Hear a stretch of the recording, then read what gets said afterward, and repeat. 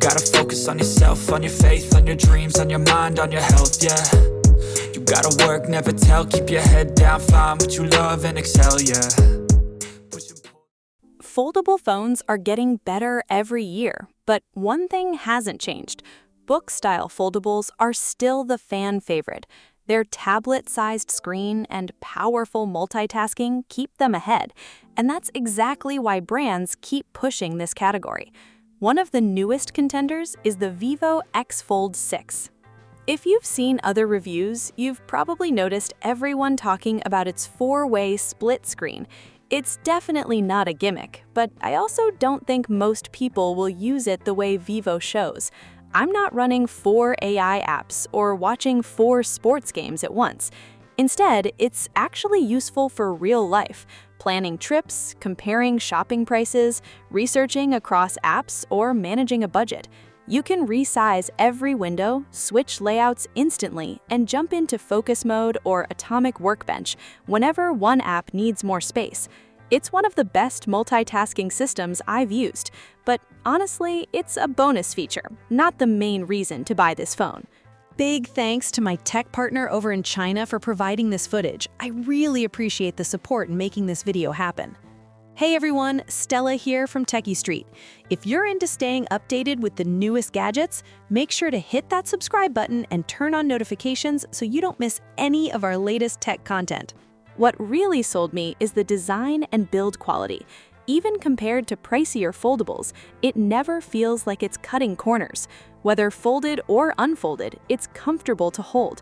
It may not be the thinnest or lightest, but in daily use, you barely notice. The rounded frame feels great, and the hinge is smooth, balanced, and premium. It opens effortlessly and stays firmly in place from about 30 to 150 degrees. The display is another big surprise. The inner screen is made by Samsung, while the outer one comes from BOE. I usually worry about Samsung panels because of color shifting, but not here. Colors stay accurate. Brightness holds up well from angles, and both displays look almost identical despite coming from different manufacturers.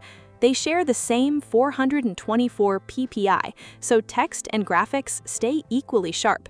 Vivo has also nailed the display scaling, making both screens feel seamless during everyday use. Eye comfort is excellent too.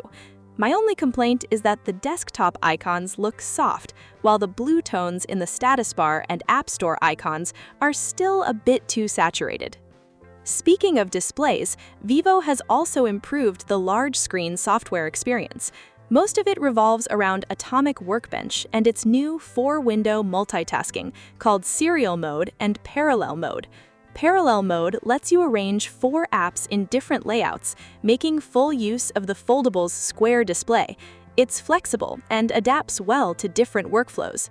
Vivo also redesigned several system apps for the larger screen. The file manager now uses a desktop-style split view with folders on one side and file previews on the other. You can even drag documents between split-screen apps. Many popular apps have also been optimized, although foldables still depend on third-party developers catching up. Right now, manufacturers are doing most of the work to make large screens feel truly useful. Finally, let's talk performance. Some people worry because the Vivo X Fold 6 uses the Dimensity 9500 Super Edition instead of Snapdragon, but there's really nothing to worry about. It's a newer flagship chip and a clear upgrade over the Snapdragon 8 Gen 3 found in the previous X Fold 5. Performance is where the Vivo X Fold 6 really impressed me. For a foldable, it's noticeably smoother than the previous X Fold 5. I say for a foldable because book-style foldables still aren't quite as fluid as regular flagship phones. The good news? Compared to Vivo's own flagship bar phones, the X Fold 6 keeps the full system animations instead of cutting them down like many rivals. That was a nice surprise. Most of the small performance issues only appear when the phone is unfolded. Occasionally, you'll notice a tiny frame drop on certain pages, like switching document folders. It feels like something a software update could easily fix. The second issue shows up when entering and exiting Atomic Workbench and 4-screen mode. Going back to the home screen can feel slightly slow with the odd stutter, but once you're multitasking, everything stays fast and responsive.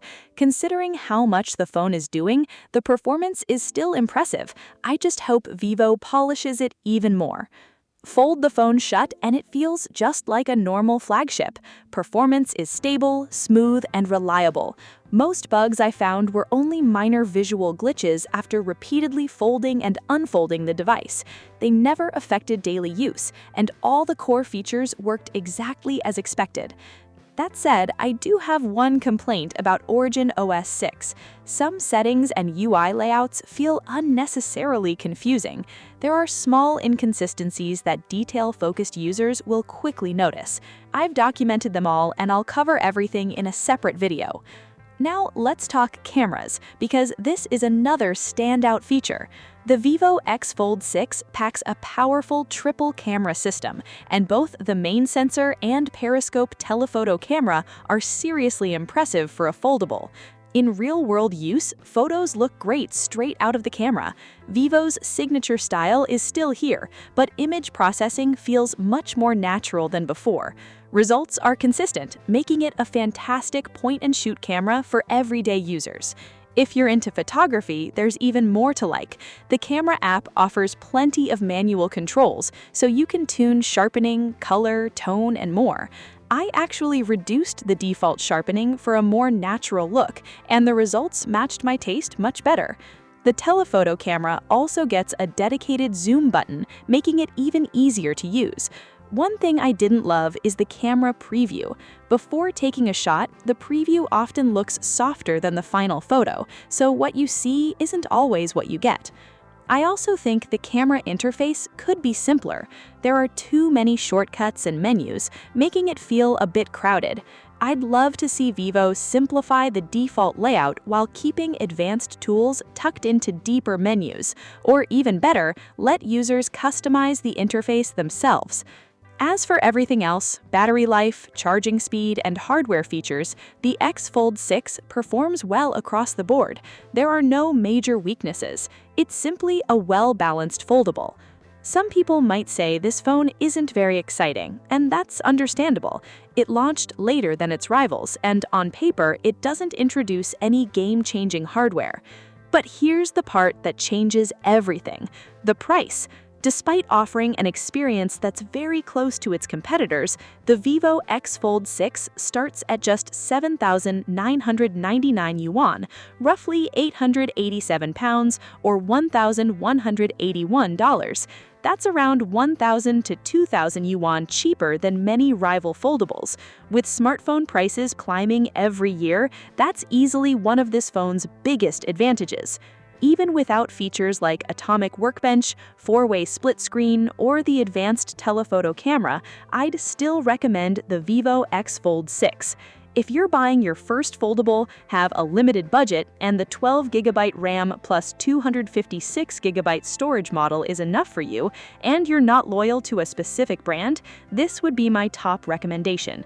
For the higher storage versions, prices change quite a bit, so compare each model carefully and choose the one that fits your needs best. That's it for today's review. If you enjoyed it, don't forget to like, subscribe, and I'll see you in the next one. Bye!